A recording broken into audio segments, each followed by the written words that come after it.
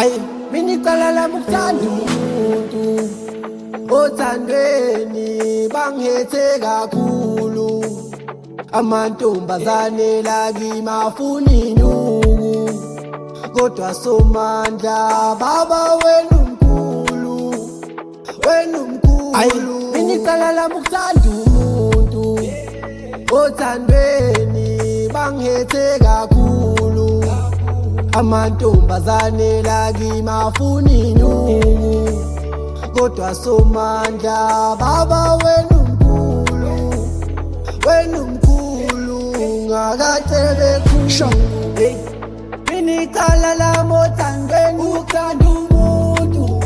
Inhliziyo yami ikhala njalo ngalokhu, ngiguqa ngedolo phambi kwaNkulunkulu. Ngenze kahle baba ngenzele nezulu. Icala lami ukukuyisa ekhaya, kanti wena uzongiyeza. Kwesikhathi ngikubuza ngalama blessa, kanjena ngizohamba. Icala lami ngempela othandweni bangihethe kakhulu.